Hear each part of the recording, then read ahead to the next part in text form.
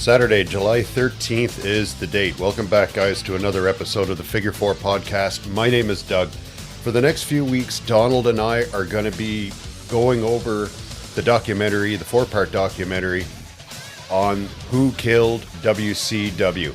It's actually a pretty good series. Donald and I are going to break down our opinions, quotes from some of the guys interviewed in it, and at the end of each episode, we're going to run a running tally of everyone involved in each episode of who we felt at the end of that episode killed WCW, and by the time we get to the fourth and final episode, we'll have the totals of everyone we blamed, and we'll see if we can crown the ultimate champion to Who Killed WCW. In the meantime, I'm going to stop talking. Hope you guys enjoy the show.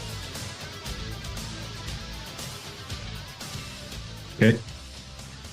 So, the show, episode number 1 is Where the Big Boys Play. And they start this, and I laugh my ass off at this. Nash comes out with, "Thanks for the cash." Brett comes out with, "Thanks for nothing. Go fuck yourself." You think he's still bitter? Maybe. So Bischoff starts out by saying he would start WCW all over again in a heartbeat. And that surprises me because like when he came in as like he moved up from a commentator to vice president, executive vice president, and then all of a sudden he's running WCW and things were going great. But then when shit was going downhill and in that September of, I can't remember what year, 1988 or 1999, he was sent, they were like, "Eric, just go home." But he still had his contract and everything. And he was talking about the turmoil that he was going through with WCW at the time. Now, would he restart it under different, like if he was in charge or had guys with him? Yeah, I could see that. But when you hear about all the bullshit that you went, unless you were running it your way with people you could trust, why the fuck would you ever want to start that again? I wouldn't. No goddamn way. And we've said it for a long time. When you've got too many cooks in the kitchen, and that's what it kind of sounds like. What was going on with WCW at the time? Too many cooks in the kitchen, and there weren't a whole lot of people at Time Warner that wanted WCW to begin with. They didn't want to be in the wrestling business. The only person that did, aside from Bischoff, was billionaire Ted. Yes, he's bleeding out money hand over fist every single year. I think they were saying around that time he was probably losing $10 million a year. When Bischoff first came in, it was probably around then. Yeah, I'm pretty sure. But I mean, you know, him and Bischoff being the only two people in Time Warner that actually wanted to be in the wrestling business, that makes it tough to keep, you know, to kind of keep your head above that red line. Well, Time Warner came in, that was in the late 90s, whenever they basically pulled the rug out from Turner, and Turner didn't even have a say in WCW. Yeah. That was the merger. But he bought Crockett Promotions too, though, didn't he? Around that time, early 90s. Early 90s, he bought, late 80s, early 90s. He bought Crockett Promotions out of bankruptcy, and then Time Warner basically bought them out in the late 90s, around 98ish, 99 or whatever. But the thing is too, if Bischoff was going to buy WCW, the TV was going to be on TBS. He needed that TV slot. And without that's why the deal never went through. Vince McMahon bought WCW for like $3 million. And what are you buying? Fuck all. He basically bought it for the library and the talent. That's it. Yep. So they go into, Dusty, Nash, Hall, Page, they're all talking.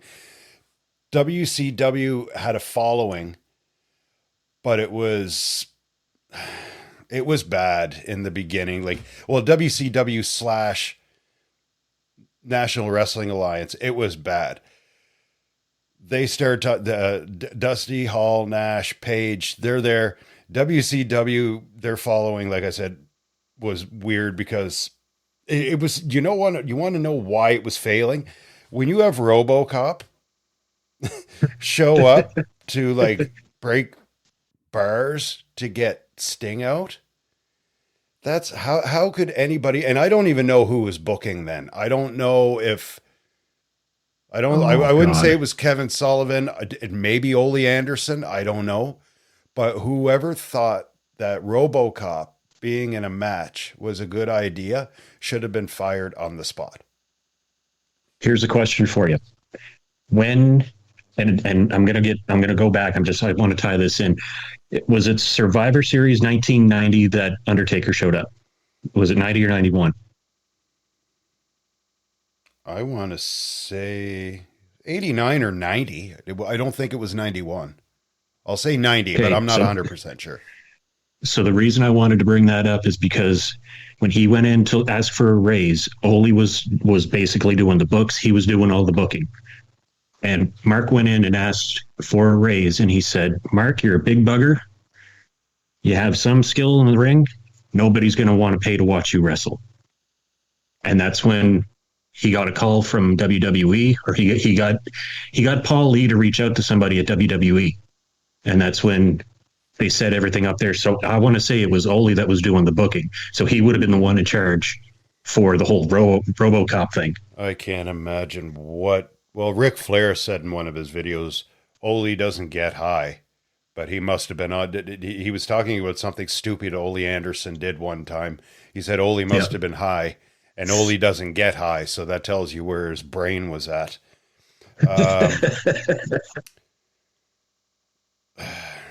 So, like you said, Turner loved the wrestling. He loved wrestling. He had a saying during the show. Someone quoted him, "TV executives should be shot," or or something along those lines. And it's typical Ted Turner. I love that. I love that saying.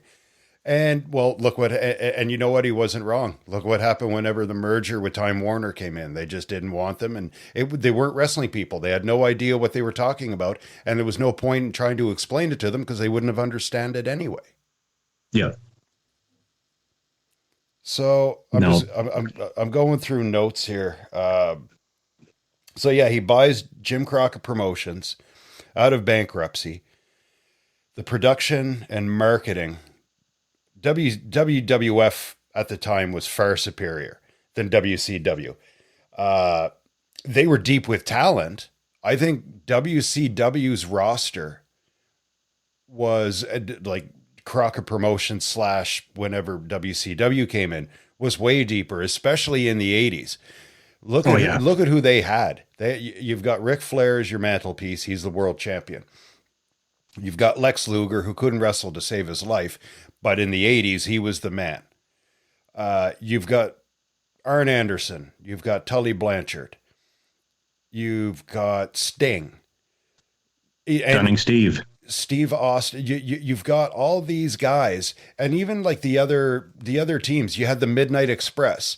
You had the Rock and Roll Express. You know, the mid-card guys were even really, really good. Their mid-card guys were way better than WWF's mid-card guys. Their roster 100%. was really, really, really deep.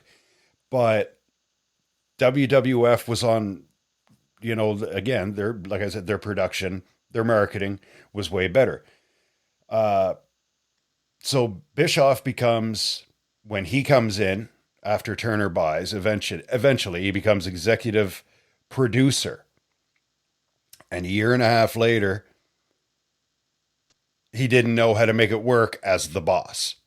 When Turner says, "Oh, Eric, how can we compete with Vince and the WWF?"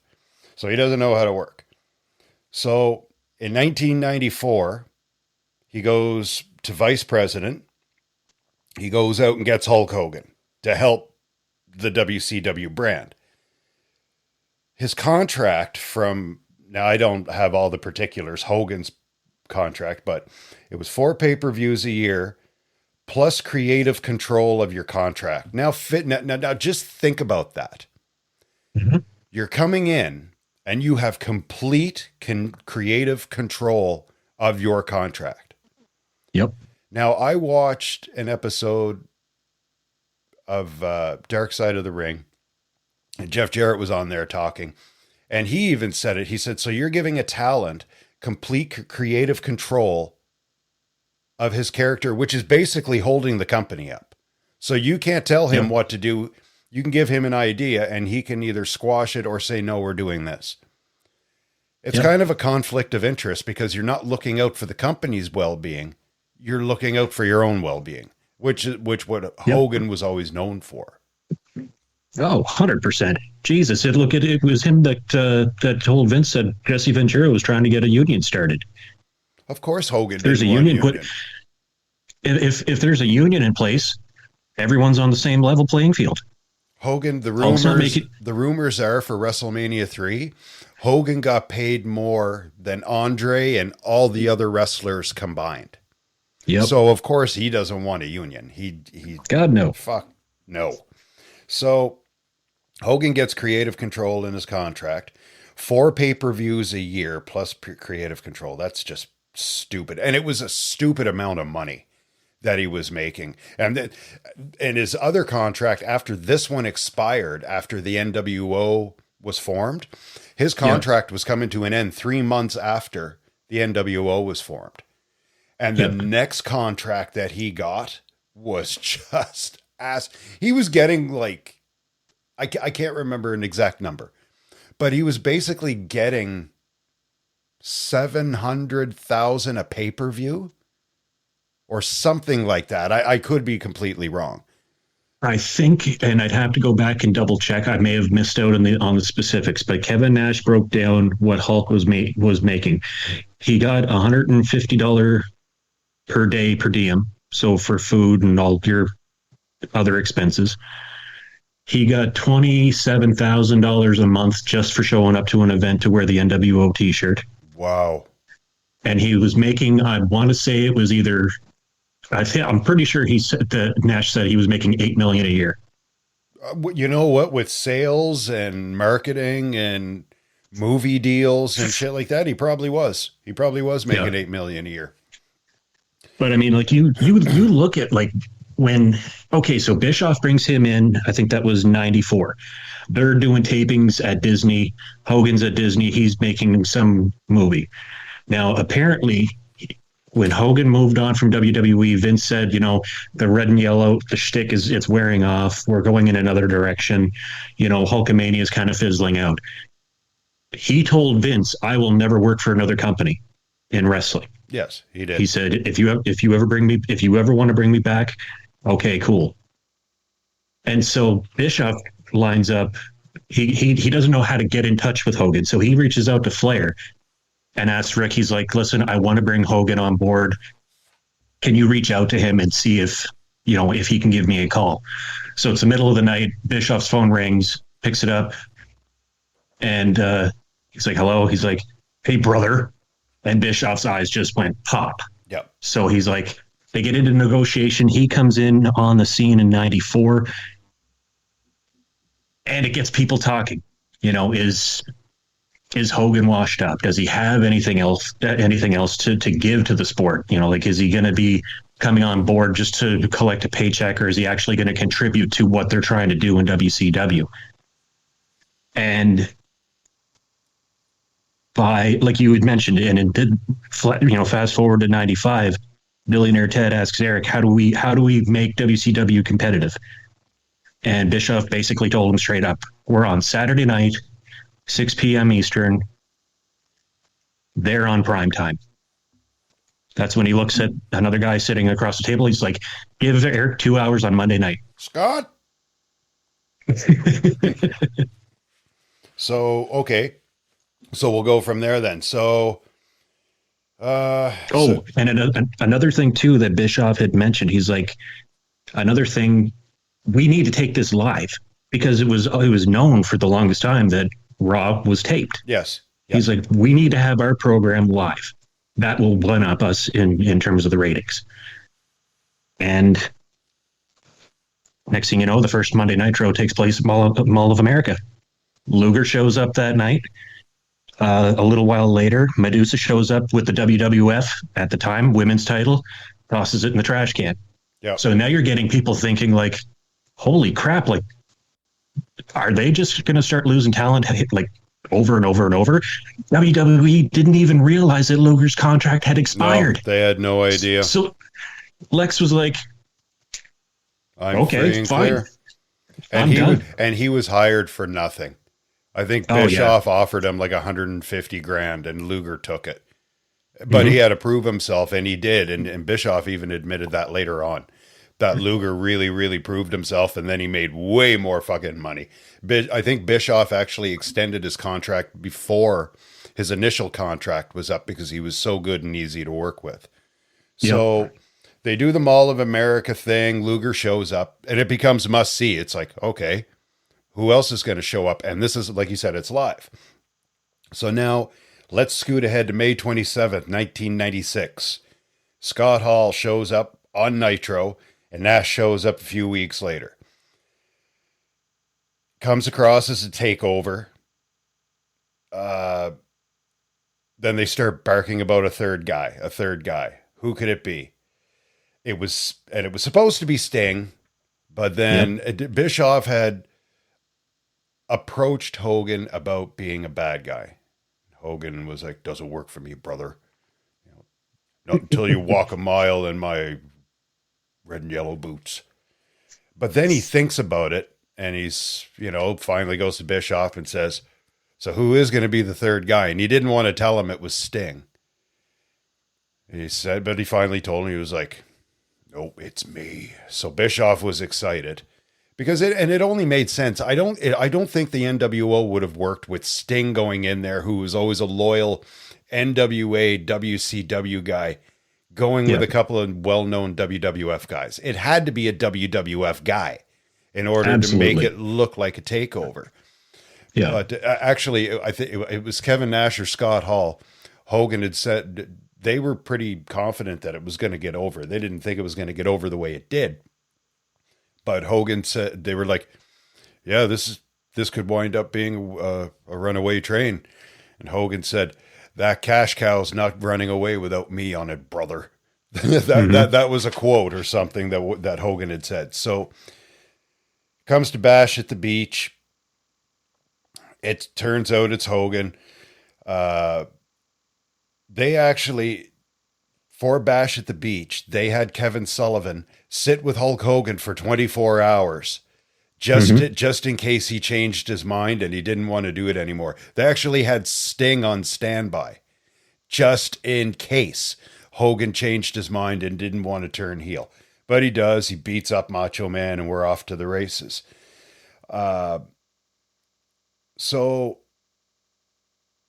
NWO was born. It's like the hottest goddamn thing in the world. And I remember that when we were watching, like everything was NWO. DX was a big thing too, but DX wasn't as big as the NWO. The NWO turned into now DX, they considered themselves the anti-establishment. Yeah. NWO was way more than the anti-establishment. NWO was just we're taking over. That's it. Yeah. And it took off. And how long did it take off for? 83 weeks in the ratings. Yeah. 83. When before, like, WWE would win one week and then WCW would do something. And like they were kind of, I don't want to say neck and neck, but they were, we'll say back and forth. One would win one week, one would win the next in the ratings. 83 weeks, dude. Like, that's unheard of. That's Eric Bischoff's podcast, and you should really, really listen to it. It's awesome. Conan made a point, too. He said the only shirts still around from the WCW days are NWO shirts. Yep. You don't see any fucking Disco Inferno shirts. You might see the occasional Goldberg, but that's rare as hell.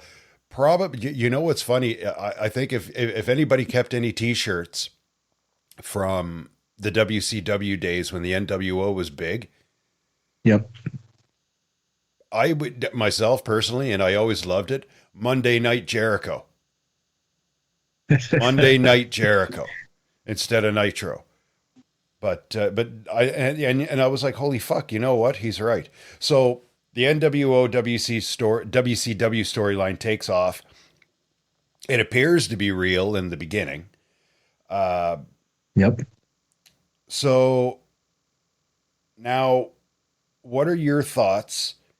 Okay, so Bischoff starts getting a big head. Like you said, it's 83 weeks that they're killing the WWF. Yep. Ratings become a number one priority to Eric Bischoff. Now, he's never come out and actually said that, but I think he did. I think it did. I think he became obsessed with it because he took a lot of matches that could have been huge money drawing pay-per-view matches and put it on Monday Nitro for free. Yep. Do you think it was his ego? Was it because he's never said it. He's actually denied that he wanted to put Vince McMahon out of business. But guys like Hogan and Nash have said, Bischoff has said, I'm going to put Vince McMahon out of business in 6 months. And the two of them could be in the middle of drinking a beer and be like, are you out of your fucking mind? No, you're not.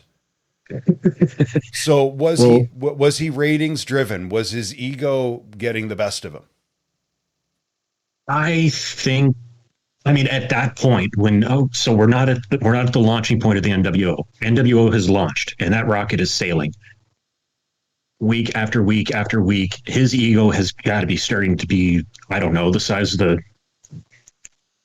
CN Tower, we'll say. He probably felt as though that he was in a position. Now, he even mentioned, too, that Vince plans things out 10, 12 months out in advance. Yep. He knows, like, Vince had a vision for what he's going to do at WrestleMania. He had a vision what he's going to do at SummerSlam, Survivor Series, whatever pay-per-view.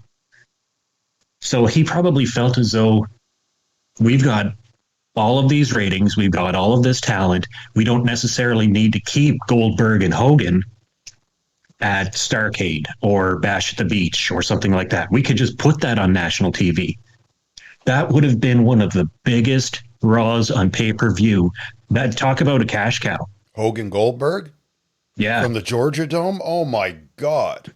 That would have been the biggest event in WCW. That would have been the biggest match in WCW history. Back 100%. Then and to this day. They never would have beaten that. Well, I remember maybe Sting Hogan would have come close. But Hogan Goldberg would have been right at the top.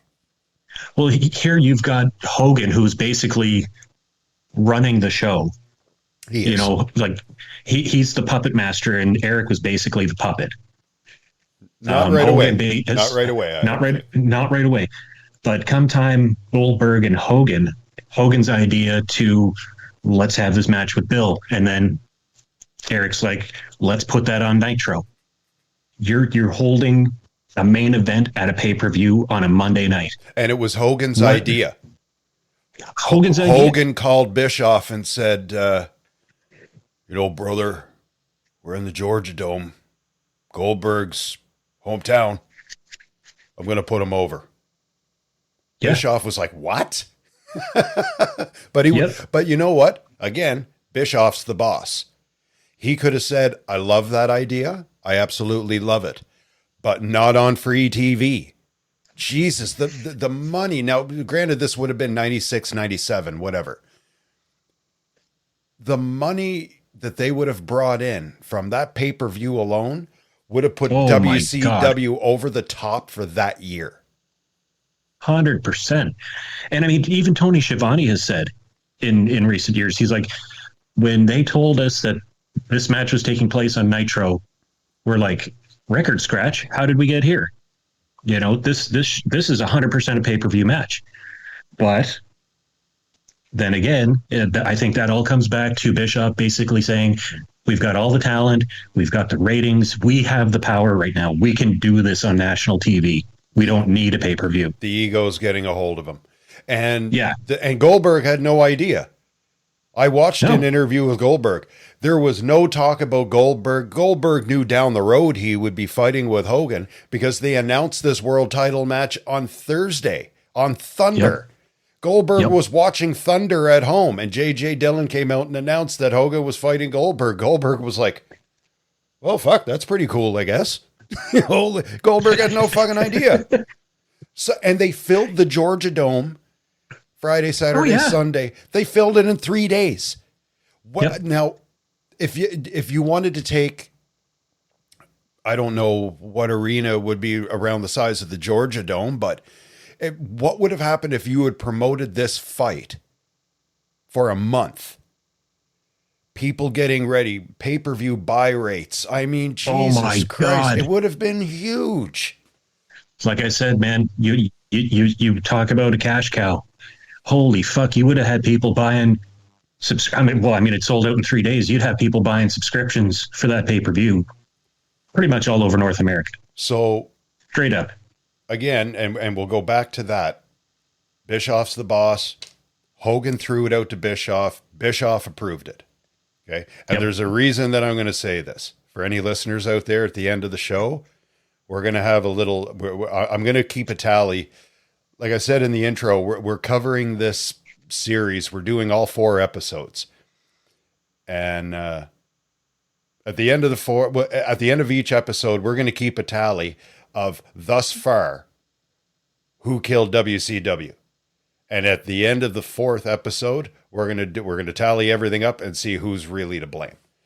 Okay, so now on the other side, the Attitude Era is beginning in the WWF. Kevin Sullivan came to him and said, water's getting cold. And I didn't get it at first, and Nash was like, Titanic's on the way to the iceberg.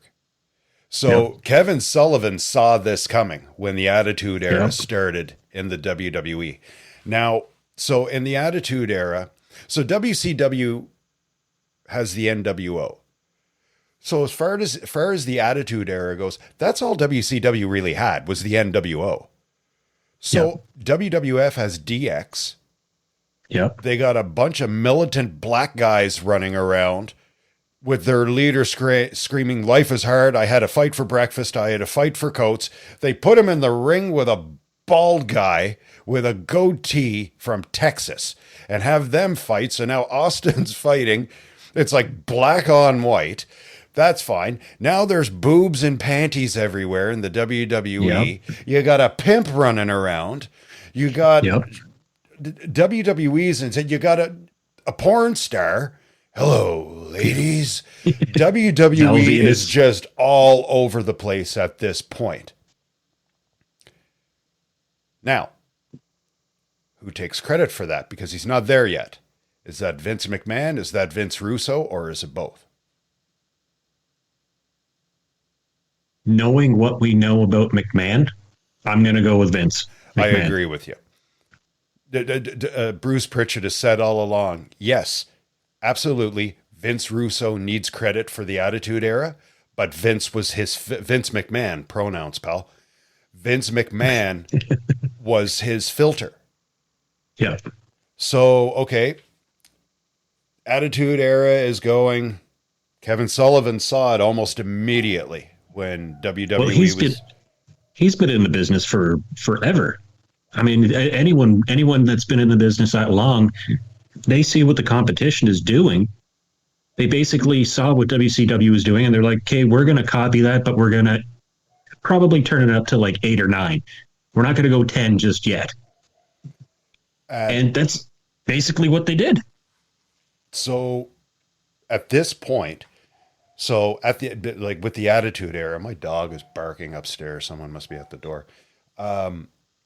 The Attitude Era has begun, and it's around this time that Kevin Nash and Bret Hart both are quoted as saying this is about the same time that Bischoff really starts catering to Hulk Hogan. Yeah. I think at this point Bischoff is still trying to do the right thing. But it's See, it's that double-edged sword. Like, you're the boss, you're a character, but your best friend is Hulk Hogan, who has total and complete creative control. Now, and again, we go back to the Goldberg thing, the Georgia Dome. I'm going to put him over, brother. Okay, well, that's cool. You did amazing ratings. You could have made a lot more money on pay-per-view, whatever. The reason they were so successful and over there and we're here doing this, there's a reason. I'm not shitting on Bischoff for that, but myself personally, I think it would have been better. And I even said it when it happened. I can't believe they're putting this on TV. As how old would I have been? I don't know. A lot fucking younger than I am now. But even back then, I was like, I can't believe they're putting this on free television. So that was pretty much the end of the episode, the end of the first episode. I thought it was going to be a little bit more in depth, but I guess it's the first episode. You know, they're just kind of like warming you up. They still got 3 more to go. What else did you take from that first episode? Was there anything that like kind of like made you go, eh? Or that caught your attention? I'm going to say Starrcade 97. Sting and Hogan. They bring Sting into Eric's office, and you know they're talking about like this is what we want to do, and Sting was kind of giving like a little bit of a cold shoulder to the whole idea. Yeah, and it all surrounded around the finish, and so Sting gets up, he walks out. Eric he looks at Hogan, and he's just like, he's not ready, brother. Yeah. And the reason for that is because even leading up to match time, Sting is walking to the ring and he still thinks that Hogan's going to change his mind on the finish. Yeah. Well, there was a lot of miscommunication going on in WCW. And again, a lot of guys have said that because Hogan and Bischoff were so close and Hogan had creative control, he could change the finish in a heartbeat and there's nothing you can do about it. Now, Sting... He could have changed the finish in the ring if he wanted to. If he wanted to. Now, call an audible. At the same time, Sting had some things going on as well. He was... I don't know how deep it was, but he had substance abuse problems. Yeah. Whether it be pills or alcohol or both. Whatever it was. So... maybe that had something to do with it. I don't know. But, and then there was something about in that match when it went through, a lot of people like when you bring up the downfall of WCW, because the Sting Hogan thing, that was basically Goldberg Hogan before it was Goldberg Hogan. Yeah. The botched finish. There was supposed to be a fast count and it was a regular count. And then Bret Hart got involved, and I've talked to guys in the group, and they're like, "Oh yeah, well, you know, especially when this documentary came out, well, that was one reason for the fall of WCW. No one knew what the fuck they were doing." You can't blame one match. I certainly wouldn't. If I was going to blame one match on the fall of WCW, I wouldn't blame that match. I'd blame fucking Hogan and Warrior for the fall of WCW if you want to go for that. If you want to go that way. That was fucking horrible. Hogan burnt his own eyebrows off. Like, that match was not responsible for the fall of WCW. I actually thought it wasn't bad considering Hogan can't wrestle. Yeah. He's got a punch. He's got a boot and a leg drop. That's it. Oh, and the odd slam. Fuck. That's it. Yeah. At least John Cena had the, what does he have? The 5 moves? Five knuckle shuffle. No, the 5 moves of doom. Oh. It might have got up to 6 because he started doing this sunset flip power bomb thing. Maybe he got up to 6 moves. I don't know. So I'll that's pretty much the end of the show. So now we're going to start taking tallies. And I got these written down here. So after episode 1, who is to blame for the fall of WCW? I've got Eric Bischoff. I've got Vince Russo, who's not involved yet. I've got Time Warner, who's not involved yet, and I've got Hulk Hogan.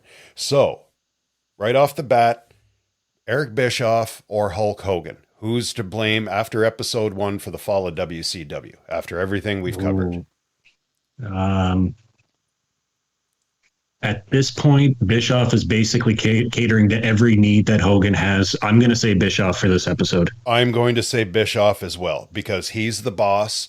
There's no Vince Russo. There's no Time Warner. And you know what? Hey, good on Hulk. There's nothing wrong with having creative control. You saw how well that worked out for Bret Hart. But WCW was a little bit different. He had the problem with Bret Hart's contract was he had wordage that gave him a little bit of control of his contract. It was in Hogan's contract. He had control of all of his finishes. So, I mean, that's right in his contract. So, yeah, there's no Russo, there's no Time Warner, and I can't blame Hulk Hogan at this point for the fall of WCW because technically he's not the boss. But with that creative control, there's a way to look at it. I never thought of that before. Okay, so Eric Bischoff's the executive vice president of WCW. He's the boss. Yep. Hogan has complete creative control. Who's the boss? He's basically got the company by the nutsack, man. Because if creative comes back and they're like, well, this is what we want to do, unless he signs off on it.